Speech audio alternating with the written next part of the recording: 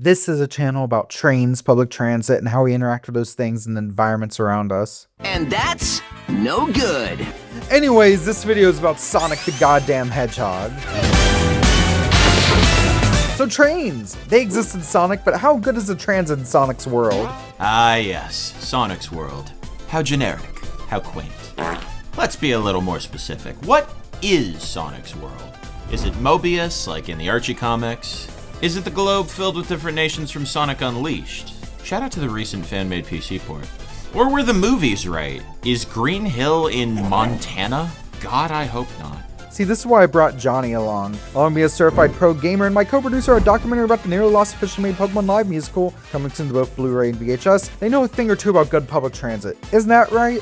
My city has light rail, and one singular commuter rail line, which they killed back in January. So I figured we'd join force.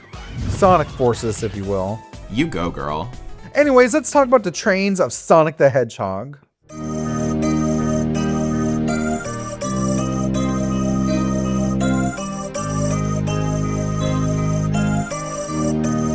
I like how in the script what you just saw was labeled Epic Sonic Transition. Honestly, good for her. I'm so proud. Hey Jamie, I'm thinking about this. Didn't Amtrak Guy 365 make a video like this already?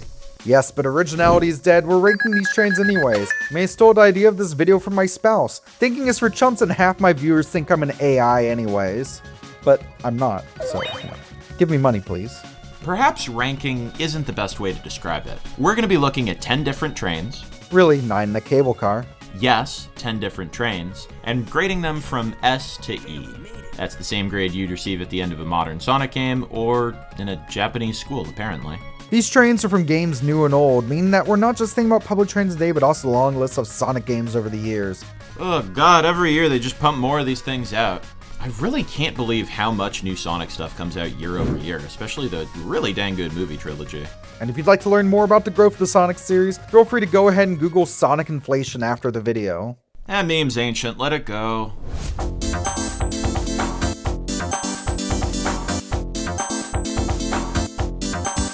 We're starting off by going retro. 8-bit handheld retro. So retro. Ah, the Sega Game Gear. What an absolute battery-guzzling monster of a fucking brick. I love this thing. Along with Sonic's main adventures on the Sega Genesis, the Mega Drive, since I guess Jamie's got a German passport now, Sonic had a whole bunch of side adventures on the 8-bit handheld Game Gear. Sonic Triple Trouble's often considered the best, although look at Sonic Blast. Can you compete? Triple Trouble also got a great fan-made remake a few years back. It's free on PC and Android. Definitive way to play it? See, there are positive ways to interact with this franchise in the computer. Probably one of the most impressive zones in the game is Sunset Park Zone, the second in the game. Set in a factory, this involves Sonic rolling around in these minecart things at breakneck speeds. But unlike most other zones in Triple Trouble, which are 2 levels long, Sunset Park has a 3rd level at the end of it, which leads directly on from Act 2. Look, for the Game Gear, this is really impressive. Basically, at the end of Act 2, you board a train, which you then have to run across throughout Act 3, dodging bombs and avoiding falling onto the tracks along the way. And at the end, you fight the locomotive and blow it up.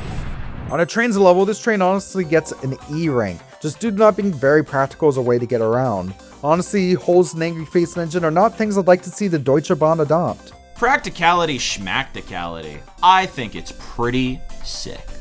A rank. Moving on, you know, Sonic had a rough transition to 3D, to say the least. Not really nice to call her transition rough like that. I think we can all agree that there's never been a good Sonic game since the first Sonic game. Honestly, as a Sonic fan, I gotta be real. I hate Sonic. Yeah, but as a rail fan, I know you'll appreciate 1998's Sonic Adventure, which features an actual functional piece of public transit that you use to get between different areas of the game. That's true. See, stuff like this is why I love Sonic. Sonic Adventure, specifically the DX version for the GameCube, is a title I played really extensively as a kid. Now, the Dreamcast version also had this, in addition to arguably better visuals, and a library that includes Ms. Pac-Man Maze Madness, and Puyo Pop Fever, and Space Channel 5. Is the GameCube capable of rendering Ooh La La? Personally, I like the Chow Garden. I was all in the virtual pet craze. None of my Tamagotchi survived, though. Sonic Adventure has 3 major hub world areas: Station Square, the Mystic Ruins, and the Egg Carrier. Please get rid of that. Props to Sega, there's also 3 different forms of rail transit here. Yeah, but the minecart in Mystic Ruins is just a minecart. But the train that goes between Mystic Ruins and Station Square is an actual train. Also, while the Station Square station, try saying that 10 times fast, is a generic metro station, the one in the Mystic Ruins has this really cool wood aesthetic that matches the area well. I do find it odd they bothered to put pantographs on these. You know, the things used to draw power from wires on real-life trains. Oh yeah, that is weird. They have the bits that conduct power, but no actual power source. For me, this is most notable due to always trying to find a way to glitch the camera into the train because I was so curious to see what it looked like inside. I wish I had more than 2 stops. C rank. The third entry here also comes from Sonic Adventure, with that being the monorail from the egg carrier. Oh, it hangs off the rails and everything, just like the one in real life in Wuppertal, Germany. Oh, in that case, W rank. Moving on to the second Sonic Adventure game, remember before rail transformed the first level of the game, San Francisco Zone. Is that what it's called? No, it's called City Escape. I don't know. I'm not a fucking nerd. Some people think that trains must be self-propelled in order to be considered, well, trains. But cable cars were propelled by launching onto a cable that runs under the street, with the car coming to a stop in part by detaching from said cable. Oh, interesting. And where do you stand on this debate? Honestly, I am not sure where I stand in this debate, but what I do know is that when people inevitably get mad at me for discussing such things and me hate messages, I just remember that I've been happily married for several years at this point, thinking about how nice it is to spend time in the great outdoors. Back to Sonic Adventure 2. On the run from the US government, Sonic snowboards down a busy street, doing flips and shit, and smashing cars. But not just regular cars you find on the road, also cable cars, based on the iconic ones from real-life San Francisco. And Sonic can destroy those too. Good point. In that case, I think the cable cars, for sticking so close to their real-life counterparts, deserve an A rank. Fuck that, give him an S rank.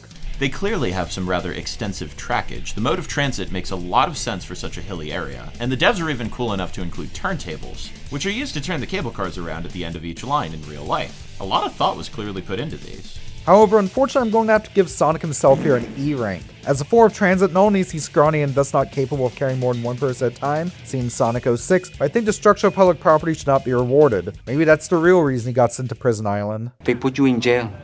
Right away. Goodness, I can't believe only one person can ride Sonic at a time. They put you in jail. Before we move to the next game, I also want to shout out the steam trains in Pumpkin Hill Zone. These don't serve much purpose other than being vaguely spooky. As such, we're giving this a B rank for being spooky as fuck. Jamie, a cabal of 2013 Nintendo YouTubers called. They want their material back. Okay, I'll try to keep it more serious. Like, how about that Maglev in Sonic Riders Zero Gravity? Yeah, I know, we're scraping the Sonic spin-off Sparrow now, but hey, Maglevs are cool. Oh, I get it. It's a Maglev in the Zero Gravity game. Oh, that's kind of clever since it's magnetically levitating and Sonic's levitating. Yeah. We even used to have one in Germany. Keyword, used to. What happened? A train that can hit 400 kilometers per hour sounds like a great way to go from, oh, I don't know, Hamburg to Munich? I'm American, I don't know how far that takes. Let's say Houston to El Paso. Yee, and I cannot stress this enough. Ha. I'm going to be serious for like a hot minute. I know it's the April Fool videos. There was a deadly crash. Not even the train's fault. Someone just left a maintenance vehicle on the track. And the test track was torn down. The technology was sold to the Chinese. And now the only Transrapid Maglev in existence goes from the Shanghai airport to downtown Shanghai, a distance of only roughly 40 kilometers. Okay, back to your Sonic bullshit. So what you're saying is A rank for a reminder of what could have been. Or maybe D rank for damn, that sucks. Or maybe even C rank for could possibly be a gadget bomb. Yeah, that works. Okay, let's move on to Sonic 06. You know, I got this game for Christmas the same year I got an Xbox 360. It was not good.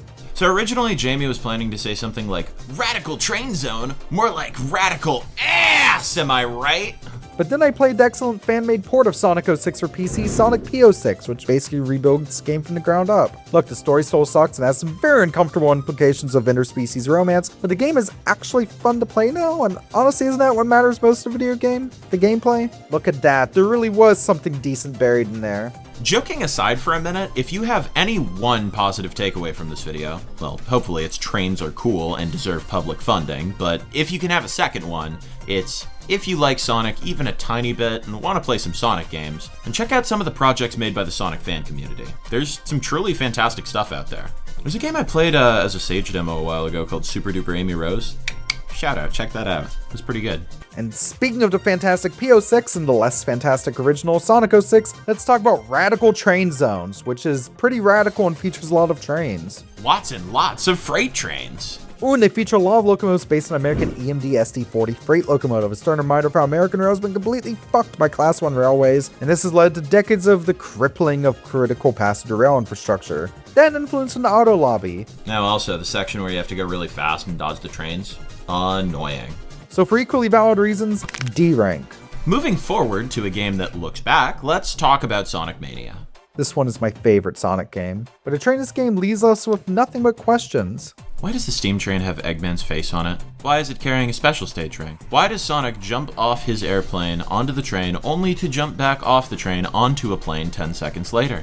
These are intense questions I do not know the answer to, but what I do know is that this train is featured in Sonic Mania's Mirage Saloon Act 1 stage, and beyond any train that can perfectly trim mustache and pulled off is found in my books. Besides, it does in fact go chugga chugga and choo choo, a must for any self-respecting train. Sounds like an A rank to me. Rolling along, let's see what I did there. We finally get to Sonic Generations, which actually got a re-release in 2024, featuring everyone's favorite Latina-loving waifu, Shadow. Hey, did you know that Shadow's technically an alien since he was born in space? Hey, do you know that Knuckles being a echidna canonically has 4 penises? Oh, hey, Jesus Christ! Oh, holy fuck! Let's talk about Sonic Generations. City Escape's in there. Yeah, let's talk about that. Let's talk about City Escape and Sonic Generations. Wait a second. Turntables? Cable cars? San Francisco? I'm back in the fucking building again! Anyways, A rank. Finally, let's get to the 10th and final train today. That's right, it's the one I know you've all been waiting for. And the final train from the Sonic franchise today is... It's the steam train from the final level of Back to the Future 3 on Sega Genesis. Or Mega Drive, since, you know, I live in Europe. Das an S, baby.